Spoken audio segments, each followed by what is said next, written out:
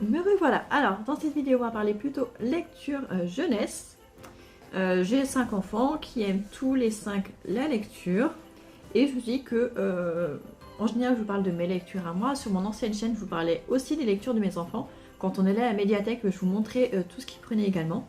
D'ailleurs, si ça vous intéresse que je le fasse sur cette chaîne-là aussi, n'hésitez pas à me le dire et on pourra organiser ça.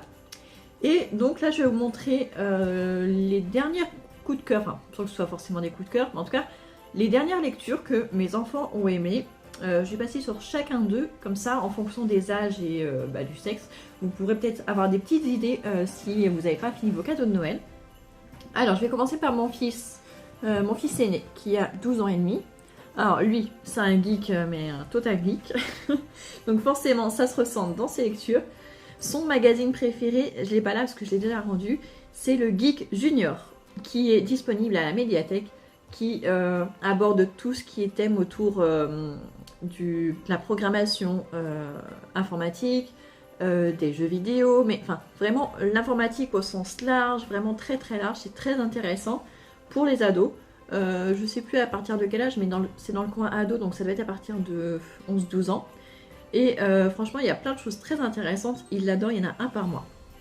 Ensuite, il y a quelques mois, ça lui a duré longtemps, il a lu la série Gamer qui est écrite par Pierre-Yves Villeneuve, qui est un Canadien. Les éditions Ken ou Kenes. Donc, voilà, je vais vous lire juste le résumé vite fait. Sur les serveurs de la Ligue des Mercenaires, les gamers la connaissent sous le nom de Stargr. Une soldate redoutable, une combattante aguerrie, une dangereuse tireuse d'élite dont il vaut mieux ne pas se retrouver dans la mire. Derrière ce visage se cache Lauriane, une jeune fille douée en maths et adepte de course à pied qui partage le plus clair de son temps entre l'école et l'écran de son ordinateur. Son univers s'écroule le jour où son père lui annonce leur déménagement. À sa nouvelle école, tout ce qu'elle souhaite, c'est passer incognito, se fondre dans le décor tel Hameau d'Orient. Peu de chances que ça arrive. Malgré tous ses efforts, Laurie n'arrive pas à garder sa langue dans sa poche et réussit le tour de force de se faire à la fois adopter par la bande des geeks et se mettre à dos la clique la plus influente de l'école. Autour d'elle, les coups les plus tordus s'enchaînent, lui faisant souhaiter de retourner près de Sam, son meilleur ami, avec qui elle ne compte plus les heures passées à jouer à la Ligue, et le seul vraiment capable de lui faire oublier tous ses malheurs. Je comprends mieux pourquoi ça lui a plu finalement, parce qu'il a commencé cette série quand on a emménagé ici, justement, quand il est rentré au collège. Donc il a pu se retrouver un petit peu dans le personnage, je pense. Donc c'est une série qui est en au moins, je crois qu'il y a 10 tomes. Je ne sais pas si elle est finie ou pas. On attend toujours qu'il y ait un nouveau tome qui sort. Je crois que le dernier tome, il a lu le lire cet été, je crois au mois de juin. Mais il a vraiment adoré cette série-là. Vraiment. Je sais qu'à chaque fois il le lisait assez vite et à chaque fois il fallait aller rapidement chercher un autre à la médiathèque. Voilà, donc ça c'est, je pense que si vous avez des geeks à la maison, ça peut leur plaire. Et sinon depuis un an, je pense, il s'est mis au manga. Et au début j'étais pas spécialement pour parce que c'est pas un univers que je connaissais. Et je sais pas pourquoi je voyais ça d'un mauvais oeil en fait. Je sais pas pourquoi. Je me disais, c'est pas du tout adapté pour lui. Et en fait, ça a carrément cassé mes idées reçues. Il y en a pour tous les âges, en fait, des mangas. Je voyais plutôt ça pour les adultes, mais en fait, il y en a même pour les ados, même pour les plus jeunes. Vous verrez après. Et du coup, lui, celui par lequel il a commencé, c'est One Piece de Eiichiro Oda. Donc, il y en a énormément de tomes. Hein. Je crois qu'ils en sont à 120 ou 130 tomes. Nous, on a acheté les 3 premiers parce que ça durait trop longtemps, la médiathèque, ils n'étaient pas disponibles. Et là, ils en sont au tome 30, mon fils et ma fille aînée. Et voilà, donc je ne sais pas de quoi ça parle en revanche, qu'en plus, il n'y a même pas de résumé.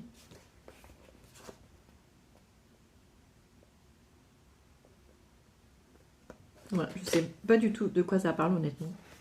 Je pense à rien du tout.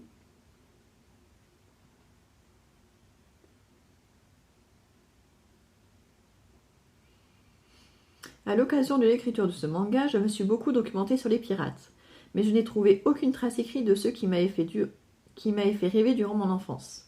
Absorbés par leurs passionnantes aventures, il semble bien qu'ils aient oublié de prendre la plume pour en immortaliser quelques-unes.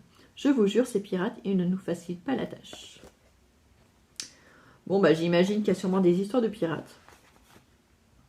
Je sais pas, franchement, j'en sais rien. J'en sais rien du tout. Je fais confiance à la médiathèque. En fait, je me dis que tant que c'est disponible dans les réseaux de la médiathèque au bon endroit, enfin au côté ado, je me dis, voilà, je crois que c'est marqué. Non, il n'y a même pas l'âge sur celui-ci. Ah mais non, parce que c'est pas de la médiathèque celui-ci. Mais en tout cas, je sais que mon fils aime beaucoup. Et même ma fille, qui est un petit peu plus jeune, les aime aussi et suit aussi la série. Et plus récemment, il a commencé aussi My Hero Academia. Donc ça, je crois qu'il y a une série aussi. Enfin, celui-ci, il y a une série télé déjà. Et je crois que celle-ci aussi. Je crois que j'en ai entendu parler récemment. Et justement, c'est ça qui lui a donné envie de lire la série de manga. Donc là, c'est à partir de 12 ans. Voilà, c'est écrit. Ils en sont arrivés au tome 7. Je crois que là-haut, dans la chambre, il y a le tome 7. Donc bah pareil, il faut attendre que les tomes soient disponibles à la bibliothèque, enfin la médiathèque. Mais ça se fait, et pareil, je ne peux pas vous dire de quoi ça parle. J'en sais rien du tout. Il n'y a jamais de résumé. Ah si, il y a un résumé ici. Un nouveau défi attend la seconde A, le championnat de UA, un des événements sportifs les plus attendus au Japon. Pour nos apprentis héros, c'est l'occasion rêvée de se faire remarquer par les professionnels. Inutile de dire que la compétition est rude. Grâce à son talent pour l'improvisation, Deku se hisse à la première place du classement à la toute fin de la première épreuve, une course d'obstacles façon UA, mais parviendra-t-il à conserver son titre lors de la bataille de cavalier? Toujours plus loin, plus ultra. Bon, bah apparemment, ce sont des super-héros.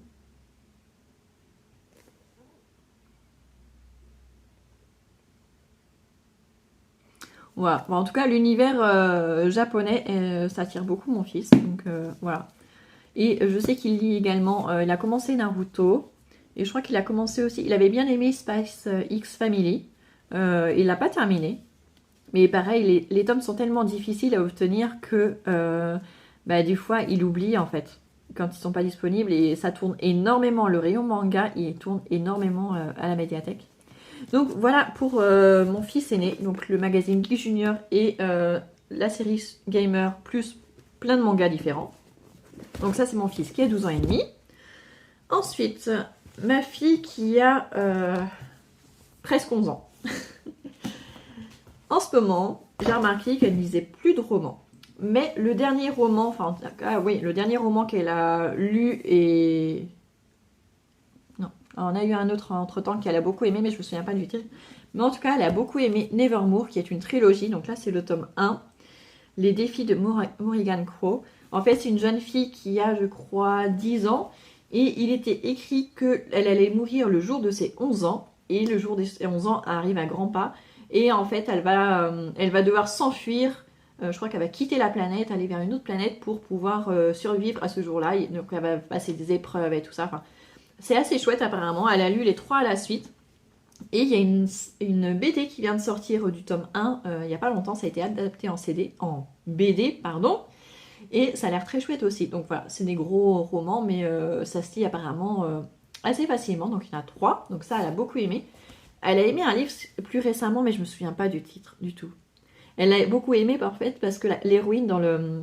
Je crois que c'est Ma vie est une liste ou Ma vie est faite de listes. Enfin, il y a un truc comme ça, il y a une histoire de liste dans le titre. Apparemment, c'est une jeune fille, une collégienne qui fait beaucoup de listes tout le temps. Et ce qui lui a beaucoup plu dans ce roman, en fait, c'est parce que l'héroïne est allergique à l'amoxicilline comme elle. Et franchement, rien que ça, elle se dit, mais je suis pas toute seule en fait. Et sinon, elle lit beaucoup de BD. Là, en ce moment, elles ont pris, elle et sa petite sœur, Lila au purée, le collège, et Lila, pomme, poire, abricot. Alors ce sont des grosses BD, hein. Pour le coup, là elles sont quand même assez épaisses, ça se lit pas en une demi-heure, faut quand même un petit peu plus de temps. Et cette BD, c'est vraiment plus pour les ados, pré-ados, voilà, parce que ça aborde des thèmes qui sont liés à tout ce qui est puberté, à l'adolescence. Par exemple, la pomme, poire, abricot, ça fait référence en fait à la formation, à la formation des seins. On nous parle de soutien-gorge et tout ça dedans. Mes 2 filles l'ont lu. Et celui-ci, ça parle du collège, de l'entrée au collège, voilà, de la nouvelle vie au collège. Donc voilà, c'est je dirais pas pour des primaires, mais pour début de collège, je trouve que c'est bien. Ça permet d'aborder des sujets qui sont pas forcément faciles à aborder avec les parents.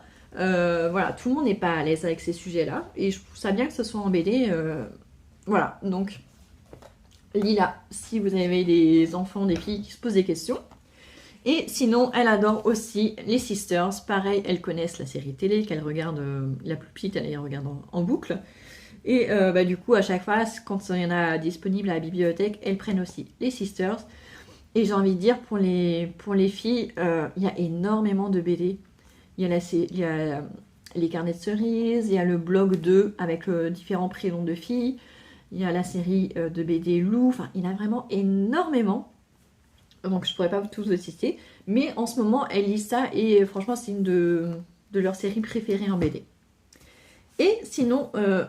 elle s'est aussi mise au manga, comme je disais tout à l'heure. Donc, elle lit One Piece et My Hero Academia comme son frère. Elle les suit, en fait. Et il y a aussi des mangas plutôt pour les filles. Il y en a beaucoup en ce moment. Il y a l'île Coco, je crois que ça s'appelle comme ça. On a pris aussi la série Mochi et compagnie, qui est à partir de 8 ans.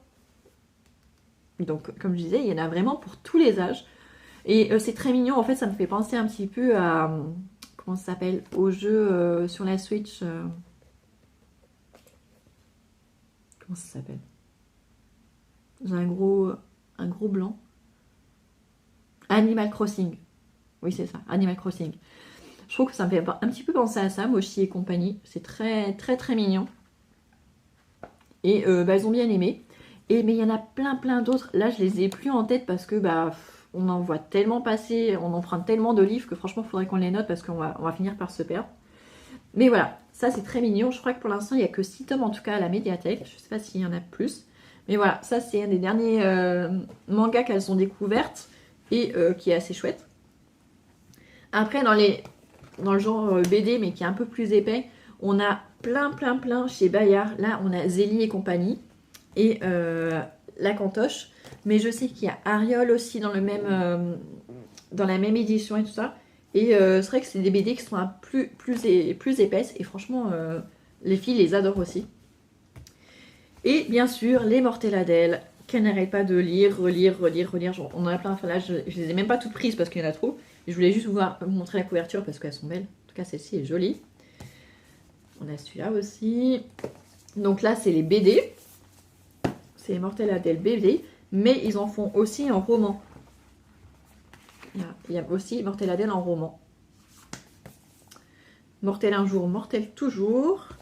Et vous avez aussi des... pas des collectors, mais des hors-série. Enfin, des livres un petit peu plus exceptionnels. On a celui-ci, Adèle et la galaxie des bizarres. Donc, Mortelladel et la galaxie des bizarres. Cela, je leur avais offert à Noël il y a 2 ans, je crois. Ou l'année dernière. Je ne sais plus. Donc, vous voyez, il est vraiment très beau.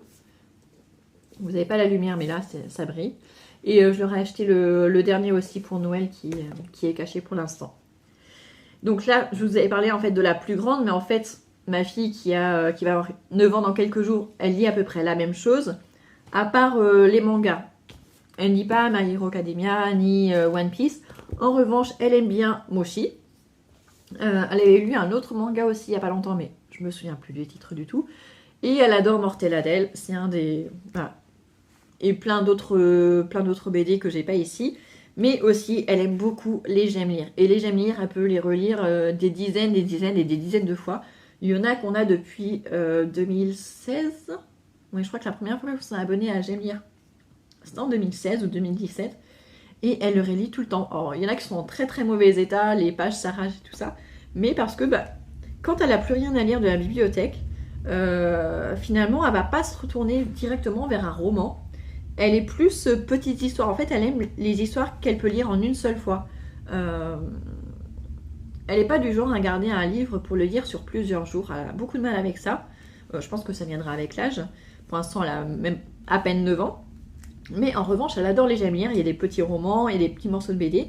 Et c'est vrai que le soir, quand elle va se coucher, qu'il lui reste pas beaucoup de temps, qu'elle lui reste juste 5 minutes avant de devoir éteindre la lumière, elle prend un J'aime lire et c'est toujours une valeur sûre.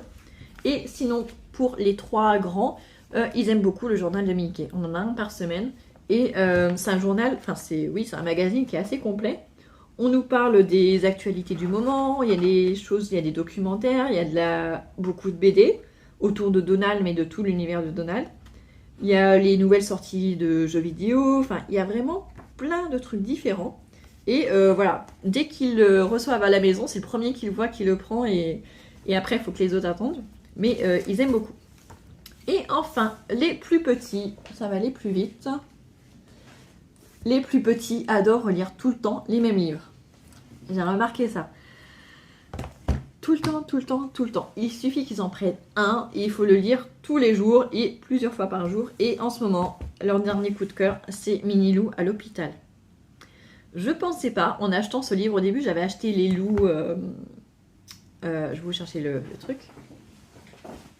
Au début, j'avais acheté ces loups-là parce que c'est leur mascotte de l'école et je me dis que vu qu'il y en a qui sont à l'école, ils auraient peut-être envie de les lire aussi à la maison le soir. Et en fait, ce loup-là, ça les intéresse pas tant que ça en fait. En revanche, Minilou, ils adorent. Les deux, ils ont 5 ans et 3 ans. Ouais, même 5 ans et demi et 3 ans. Et ils adorent Minilou, celui-ci, à l'hôpital, mais on le lit pratiquement tous les jours. C'est affolant. Et je l'ai enregistré sur ma machine d'enfant, et en effet, là j'en suis à plus de 7000 vues en juste 2 semaines, et je comprends pas cet engouement. Et du coup, entre-temps, on a appris Minilou est amoureux, aussi à la médiathèque. Minilou à la piscine, là c'est celui qu'on lit en ce moment et ils sont morts de rire. Mais voilà, j'ai pas compris au début pourquoi ça plaisait autant. Mais en fait, je crois comprendre parce qu'en fait, bon, Minilou à l'hôpital, ça permet de dédramatiser si vous avez un enfant qui va à l'hôpital. Là, Minilou à l'hôpital, il se fait opérer de l'appendicite. Donc forcément, ça permet de dédramatiser. Mais en fait, je trouve que l'histoire, en fait, elle est toute simple. Il n'y a pas d'histoire de morale ou d'histoire cachée, enfin de sens caché. C'est juste une histoire pour faire rire qui vraiment se met à la place des enfants, tout simplement. Voilà. C'est juste drôle, finalement. Même les personnages qui sont utilisés dans le livre sont drôles. On a Minilou, qui est un petit loup. On a Mini-Pic qui... Il est quoi, Mini-Pic? C'est un hérisson, peut-être? Je sais pas. Il a des pics sur la tête. On a Anicé qui est un cochon. Et il a quoi d'autre comme copain? On a la maîtresse qui s'appelle Mademoiselle Biglu, qui est une chouette. Et en fait, c'est très mignon. C'est très mignon et les histoires sont très sympas. Ça se lit en 6-7 minutes à peu près. Et franchement, je comprends maintenant pourquoi. Et là, en ce moment, on lit Minilou à piscine et il est très drôle aussi. Donc voilà, donc ça, c'est le dernier coup de cœur de mes 2 petits garçons. On ne lit que du Minilou en ce moment. Ou alors, comme je disais, Peppa Pig. Voilà, pareil. Et il y en a un autre qu'ils aiment beaucoup, c'est Trop Trop aussi. Trop Trop, on le retrouve dans plein d'histoires. Et sinon, à part ça, c'est tout. Mais Trop, moi, j'aime pas parce que c'est trop court. On est à peine lu la première page qu'on est déjà à la fin, donc c'est pas les histoires que je préfère. Et sinon, avant de découvrir Minilou, c'était les drôles petites bêtes. On en a plein. Comme je disais, avant de découvrir les Minilou, on était à fond dans les drôles de petites bêtes. On en a plein à la maison parce qu'on en a acheté pas mal depuis quelques mois. Mais au début, on les empruntait à la médiathèque. Voilà, on a Mireille l'abeille, on a Loulou le pou, on a Georges le rouge-gorge, Lulu la tortue, Antonin le poussin. Et dans les plus récents, on a Romain le magicien et Marion et Simon les chatons. Et en fait, c'est pareil, ce sont des histoires toutes mignonnes, toutes drôles. En fait, c'est surtout les premiers étaient très poétiques. En fait, ça faisait beaucoup de rimes. Et elles étaient courtes, les histoires. Mais plus on avance dans les tomes, plus les histoires sont de plus en plus longues. Et ça, c'est vraiment les livres qu'ils aimeraient relire aussi. Mireille l'abeille, je ne sais pas combien de fois on l'a lu. Loulou le pou aussi. Il est très drôle, le Loulou pou. Et on a eu quoi? On a Benjamin le lutin aussi. Enfin, franchement, ils sont tous très sympas. Il y en a qu'on préfère à d'autres. Mais ça, c'est une valeur sûre aussi pour les tout petits. Et surtout, quand on lit l'histoire, après, il ne faut pas oublier de citer tous les personnages qui sont à la fin. Et ça fait travailler la mémoire en plus, parce qu'il y en a certains qui le reconnaissent et maintenant, ils peuvent presque tous les dire tout seuls. Celui de 5 ans, il les connaît tous. Et celui de 3 ans, il en connaît bien la moitié aussi. Donc, c'est bien aussi pour faire travailler les mémoires. Donc voilà, les derniers livres lus par les enfants qu'ils ont le plus aimé. Voilà, j'espère vous avoir donné un petit peu quelques idées si vous étiez en recherche. Et donc voilà, et si ça vous intéresse que je vous parle des lectures de mes enfants, bah, n'hésitez pas à me le dire. Parce que bah, ils lisent beaucoup, donc je pourrais avoir plein de recommandations pour vous. Et donc voilà, je vous dis à bientôt.